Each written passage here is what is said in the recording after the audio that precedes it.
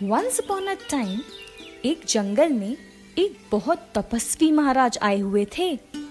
लोग कहते थे कि जो भी उन महाराज जी से आशीर्वाद ले लेता है उसका जीवन धन्य हो जाता है।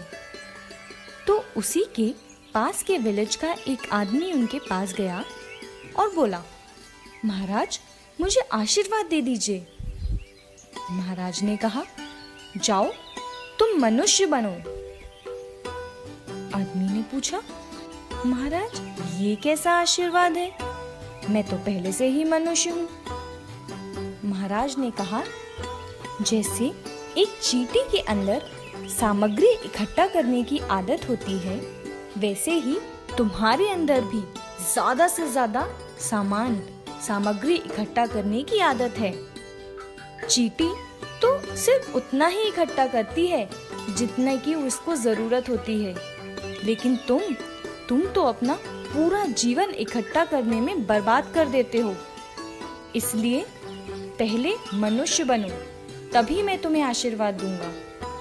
बच्चों देखो, महाराज जी ने कितनी अच्छी बात बोली है। उस आदमी की तरह हम भी जीवन भर चीजों को इकट्ठा करने में लगे रहते हैं। जैसे हम लोग अपने मम्मी डैडी से जिद करके खूब सारे खिलौने ले लेते हैं, फिर ऐसे ही जिद करके बहुत सारी चीजें इकट्ठी करते हैं। लेकिन कभी आपने ये सोचा है कि ये जो आप सब इकट्ठा कर रहे हैं, ये सब चीजें क्या हमारे पास रहेंगी? क्या ये जो दोस्त हैं वो हमेशा हमारे साथ रहेंगे? हम अपना सारा टाइम खेलने में, दोस्तों के साथ घूमने में, टीवी देखने में लगाते रहते हैं। इन सब के चक्कर में हम धर्म भी नहीं कर पाते। लेकिन इन सब चीजों को करने से हमें क्या मिलता है? हम सभी बिना सोचे विचारे चींटी की तरह सिर्फ चीजें इकट्ठा करने में लगे रहते हैं। जोड़ने के चक्कर में हम अपना स्वास्थ्य, परिवार सब भूल जाते हैं। लेकिन क्या आप जानते हो, हम अपनी पूरी जिंदगी उस चीज को जोड़ने में जो लगाते हैं वो ना तो हमारी है और ना ही हमारे साथ जाने वाली है। देखो बच्चों, जैसे आप बड़े हो जाओगे, ऐसे ही जिस किसी दोस्त के साथ बहुत खेलते हैं, अगर उसकी फैमिली सिटी से बाहर चली जाए तो उसे भी उनके साथ जाना पड़ेगा। वो भी आपके साथ नहीं रह पाएगा हमेशा। क्या आप जानते हो कि ऐसी चीज कौन सी है जो हमेशा आपके साथ रहेगी? सोचो बच्चों, ऐसा क्या है जो हमेशा आपके साथ रहेगा? नहीं याद आ रहा? चलो मैं आपको बताती हूँ। बच्चों, इस दुनिया में ऐसी कोई भी चीज़ नहीं है जो हमेशा आपके साथ रहे। हर चीज़ एक टाइम के बाद आपसे दूर हो ही जाएगी। आपकी डेथ हो जाएगी तो सब चीज़ें आपसे दूर हो जाएंगी। लेकिन एक चीज़ है जो मरने के बाद भी आपके साथ जाती है, वो है हमारी आत्मा, यानी कि सोल। चलो अब मैं आपको एक एग्जाम्पल से यही बात समझाती हूँ। आप सब ने सीसीटीवी कैमरा देखा ही है ना? See how it captures everything, every moment.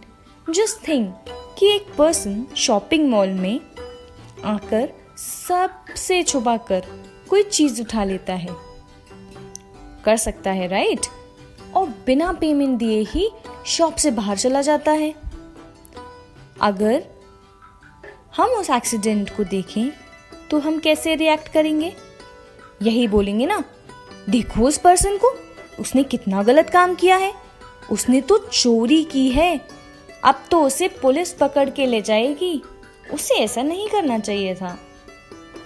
CCTV camera ये सब चीजें कैप्चर करता है और रिकॉर्ड करता है, but it does not have any thoughts और bad feeling for that person. आत्मा के ध्यान में भी कैमरा जैसा ही होता है। आप देखते रहते हैं, ना एनालाइज करते हैं, ना किसी भी टाइप का थॉट रखते हैं, ना जज करते हैं कि ये सही है या ये गलत। बस जानते रहते हैं और अब हमें ये रियलाइज़ करना है कि मेरी आत्मा के अलावा कुछ और मेरा नहीं है। ये एनालिसिस, इमोशंस, ये कुछ भी हमारा नहीं है। यही है अकिंचन धर्म। अकिंचन मतलब किंचित मात्र भी, तब कुछ भी नहीं है मेरा यहाँ। केवल मेरी आत्मा ही मेरी अपनी है और हमेशा रहने वाली है। तो बच्चों, आज से हम ये प्रॉमिस करते हैं कि हम चीज़ों को इतना ही इकट्ठा करेंगे, उनसे राग नहीं करेंगे, अपने पेरेंट्स से ज़िद करके बहुत सारे खिलौने नहीं लेंगे और जो हमारे टॉयज़ हैं उन्हें फ्रेंड्स के साथ शेयर करेंगे। खेलने पढ़ने के साथ डेली धर्म भी करेंगे, क्योंकि ये ही हमारे साथ आगे जाएगा। बोलिए उत्तम किंचन धर्म की जय। जय जिनेंद्र।